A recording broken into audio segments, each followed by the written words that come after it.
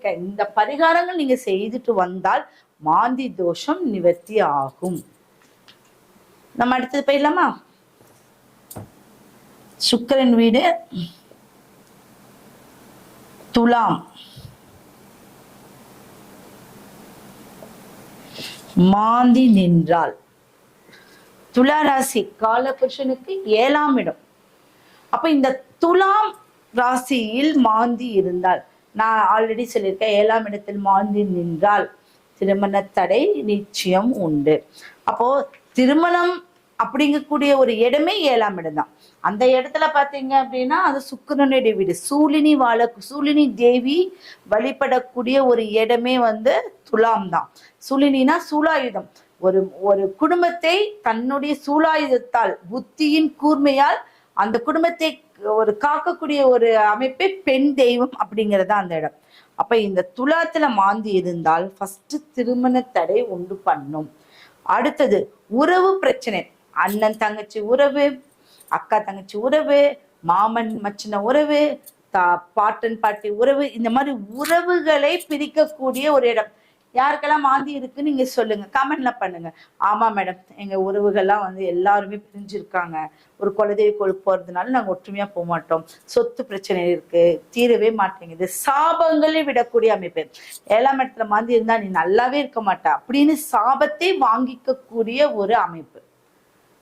லேட்டான அவங்க பிரெக்னென்ட் ஆகுறது, லேட்டான கருத்தரிப்பு, அது எல்லாமே இந்த 7ஆம் இடத்துல மாந்தியது. ஏன்னா அது கர்ப்பப்பை. அப்போ அந்த துலாமும் விருச்சிகமும் வயிறு சார்ந்து கர்ப்பப்பை சார்ந்த அமைப்பு. அப்போ சாபங்களை விட்டு லேட்டான கருத்தரிப்பு அப்படிங்கிறது அந்த இடத்துல மாந்தி இருந்தா நிச்சயம் அவங்க குடும்பத்துல ஒரு குடும்பத்துக்கு ஒருவரா ஏதோ ஒரு விதத்துல பாதிச்சுட்டு வந்துகிட்டே இருப்பாங்க. பெண் தெய்வத்தை அதிகமா கொடுக்கறது, பெண் குழந்தைகளை அதிகமா கொடுக்கறது, இது எல்லாமே அந்த ராசிக்கு உகந்தது. அப்ப மாந்தி இருந்துச்சு அதெல்லாம் தடங்கல் படுத்தக்கூடிய ஒரு அமைப்பு இருக்கு. கூட்டு தொழில் செய்வாங்க. நான் மாமாவை நம்புறேன், என் தம்பியை நம்புறேன், என் தம்பியை நம்பி நான் ஒரு ஒர்க் ஷாப் போட்டேன், அவனை நம்பி ஒரு பணத்தை கொடுத்துட்டேன். இந்த மாதிரி பிரச்சனைகள் எல்லாமே என்ன ஆகும்? ப்ராப்ளம் தான். ஒரு பணப்பட்டுவாடா பிரச்சனை, அத உறவுகளை நம்பி ஏமாறக்கூடியது. அப்ப கூட்டு தொழில் மாந்தி இருந்தா செய்யக்கூடாது. துலாத்துல இப்ப 7ஆம் இடத்துல நல்லா இருந்து அவங்களுக்கு துலாத்துல மாந்தி இருந்தா கூட்டு தொழில் செய்யாதீங்க. 7ஆம் இடம் நல்லா இருக்குப்பா நீ செய்யின்னு சொன்ன, அது கிடையாது. மெயினான இடம் காலபுருஷனுக்கு அந்த 7ஆம் இடத்துல மாந்தி இருந்தா அந்த கூட்டு தொழில பிரச்சனை. நீங்க எல்லாம் யோசிச்சு பார்த்தீங்கன்னா உங்க ஜாதகத்தை எடுத்து பாருங்க. அடுத்த சொத்து பிரச்சனைகள் வந்துகிட்டே இருக்கும்.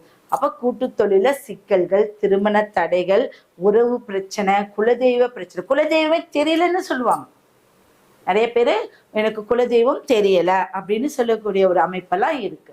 சரி, இதுக்கு நம்ம என்ன பண்ணணும் அப்படின்னா லக்ஷ்மி நாராயண பூஜை. லக்ஷ்மி நாராயண பூஜை தான் மெயினான விஷயம். லக்ஷ்மி தேவியை வழிபடுங்க. புரியுதுங்களா? எப்பவுமே யார் வீட்டுல, இப்ப நான் இவங்க சொல்ற பெண்கள் ஆண்கள் யாராக இருந்தாலும் பரவாயில்ல, ஒரு லக்ஷ்மி விக்கிரகம், போட்டோவை விட விக்கிரகம் எடுத்துக்கோங்க ஒரு சிறிய சைஸ்ல. அந்த விக்கிரகத்தை எடுத்து அத்தனை ராசியினருமே அந்த விக்கிரகத்தை எடுத்து, அது வெளியில கூட உங்க வசதிக்கு ஏற்ப வாங்கிக்கலாம். லக்ஷ்மி விக்கிரகத்தை எடுத்து மாதத்தில் ஒரு முறையாவது உங்க நட்சத்திரத்து அன்னைக்கு பால் பன்னீர் தண்ணீர் போட்டு அபிஷேகம் கொடுத்து மலர்களால் அர்ச்சனை பண்ணி அவங்கள புதுமைப்படுத்தி ஒரு பூ போட்டு மலர்கள் போட்டு அங்க வச்சிருங்க.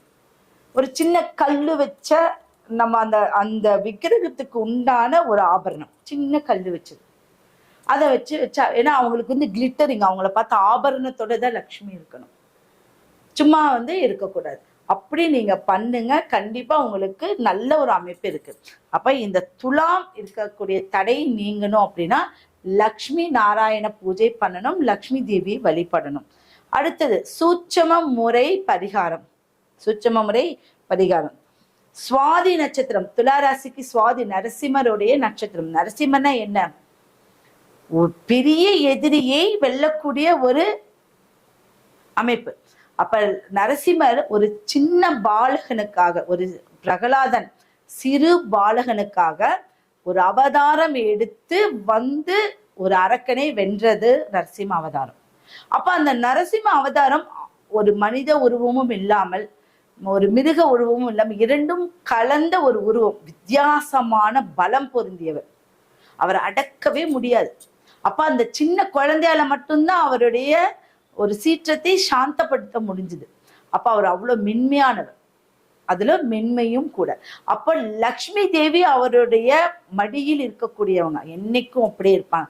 அப்ப லக்ஷ்மி நரசிம்மர் அப்படின்னாவே தைரியமானவர்கள், வீரியமானவர்கள், பிரபலமானவர்கள். மெயினான விஷயம், புகைப்படத்துறை, மீடியாக்கள், ஒரு ஒரு பிரபலமா இருக்கக்கூடிய நடிகர் துறை, இந்த மாதிரி இருக்கக்கூடியவங்க எல்லாம் வந்து லக்ஷ்மி நரசிம்மரை வழிபட்டா அமோகமான அமைப்பை உண்டு பண்ணும். அது சுவாதி நட்சத்திரத்துல இருந்து அவங்க கண்டிப்பா அவங்களும் இஷ்ட தெய்வமா எடுத்துக்குவாங்க.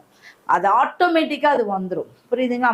அப்ப சுவாதி நட்சத்திரத்தில் வந்து துலாத்துல மாந்தி இருந்தா, சுவாதி நட்சத்திரத்துல லக்ஷ்மி நரசிம்மருக்கு உதிரி ரோஜா பூக்கள், ரோஜா பூவெல்லாம் இருக்கு இல்லைங்களா, உதிரி ரோஜா பூக்கள், உதிரி ரோஜா பூக்களால் கருட ஆழ்வாருக்கு, லக்ஷ்மி நரசிம்மருக்கும் கருட ஆழ்வாருக்கும் பூக்களால் வந்து அர்ச்சனை பண்ணணும்.